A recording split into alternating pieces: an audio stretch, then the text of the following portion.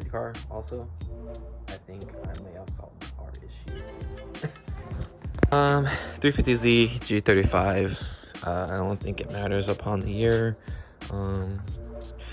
Obviously DE, or maybe, yeah, basically DE, maybe HR, I'm not too sure. I just ran upon this problem from my car. So initially how it started, I had an evap code coming up, and that is relating to this canister that's right on the bottom of the driver's side, or sorry, passenger side rear. This is the canister. There is a evap solenoid right here that allows gases to get released safely into this canister from your gas tank and all that. I don't know too much about it honestly, but it just does. And that's out fumes and everything. What else did I run into? Then I started running into pedal issues. There's an APP sensor on your throttle pedal. This is what your pedal looks like when it's outside the vehicle. This is the actual one to this car. I got a new one, but I didn't need another one. That's the issue also. So initially I replaced this one. I bought the part off Amazon and just replaced it. The old one's right here, so that's what I did first, is I replaced this with this one, thinking the APP was an issue. And I also took a look at this bushing right here. This is the actual space you need, and you do need this green bushing in here. You can replace it with like maybe like a 10 mil in a spacer to get the same space that you need. That's if this green bushing goes out and you need to replace it. That way you don't have to replace the whole pedal. You can replace this part also. You're just gonna have to recalibrate it. It's not too bad. That way you don't have to buy a whole new pedal, because you don't really need a whole new pedal. And half the time, or majority of the time, your APP sensor shouldn't be an issue. It may lead to this bushing cracking, or just like not being there at all. But that's if you have throttle pedal issues, which wasn't the case for me. So those were those two issues that I came across of. I also came across another code that was for a power circuit supply, and that was leading to my power steering sensor. Not that it wasn't plugged in, or not because it wasn't plugged in, but because the wires got damaged. And so I don't know if you guys can tell off of here. Let me get a little closer. But the wiring for this is kind of a little charred, and at the time it was all twisted together, so the wires were kind of crossing, obviously causing some issues. And I guess that led my vehicle into not starting. The reason why I don't have it plugged in is because I kind of broke the plug, and I just haven't had a chance to get in there because it's such a tight space. I don't feel like pulling it out again and getting in there. So I just kind of like left it off for the time being, but that was one of the issues. And I was reading some forums, just going over things, just trying to like research and find some stuff. And I guess that the power steering pressure sensor, sorry, yeah, let's go back.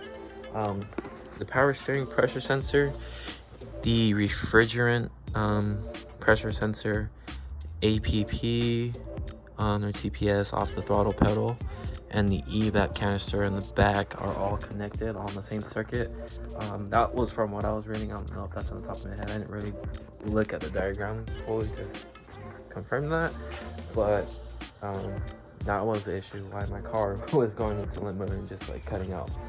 So if you run into that issue, just look at all those like 5 things and then see what's going on. I would probably start off with maybe your throttle pedal first, see if that bushing's there. It's just 2 10 mil bolts that are holding the pedal, and you just see if that green bushing's there.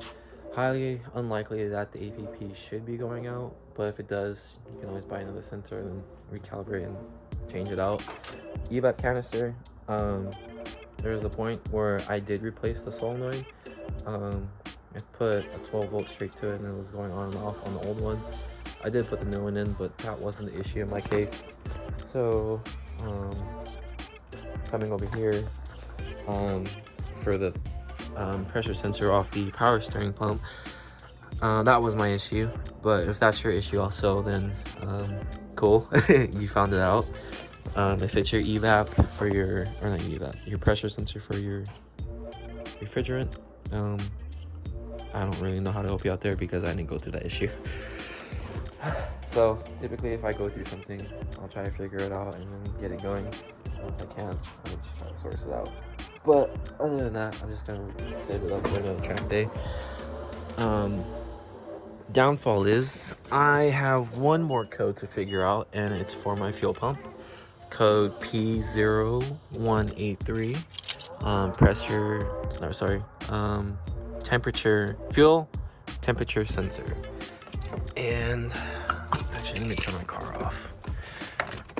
And that is this little thing right here. Regulates how much, like how hot the fuel or what temperature the fuel is at in your fuel tank, and then that'll determine how much fuel is also getting pushed into your engine. So I did put another fuel assembly in there, fuel pump assembly. I got it off of 350Z. It's the same thing from a DE, same style and everything. It had this on there. It was plastic. I put that one in there, hoping that would have fixed the issue, but I'm gonna try and put this one back in there and see if that goes away, because I don't think anything's wrong with this one. So, and I do have an AM fuel pump that my buddy gave me, so I'm just gonna throw it in there also. And yeah, hopefully that fixes that issue. I don't know if it's gonna be too bad driving around like that. I know it's gonna be bad fuel economy, but I don't know if it's gonna be for anything else. But such to say, but this is not going to be driven on the road anymore. I did put on operation. I do live in California, and it's really hard to drive around cars like these, especially the way they look, especially with the bash bar like that, and just, I don't know, the sound, the look, it's just tough. So yeah, the only way I can go test everything out truly is if I take it to the track. So that's gonna be kind of sucky if like something else goes wrong on the track and I gotta figure it out on there, because that's what happened when I took it out to the track one day. Initially, like the start of the day, I hit my first corner, and then my throttle pedal just like cuts off on me and goes into limp mode. And all day I was just trying to figure out everything. And if I knew if that was the issue, I would have like had such a good day. But it's cool. Just having fun. But yeah, thanks for watching. Hopefully this little video helps you guys out if you're going through that code. So let's backtrack for everything. If your car goes into limp mode and it's not revving over 1,000 RPM or 2,000 RPM, your car's on limp mode basically. So it's a safe valve for your car. Let's say you're like running around and God forbid your car starts sliding under you and then you don't know what to do. Your car should like cut off. It cuts off power basically to your pedal. Check your pedal. If that's not the issue, check the evap canister. If that's not the issue, check the power steering pump and the pressure sensor on the power steering pump and the refrigerant. I know I said power steering pump twice, but just to make sure I'm talking about the right thing. But again, thanks for watching. Hope you guys have a good one. See you in the next one.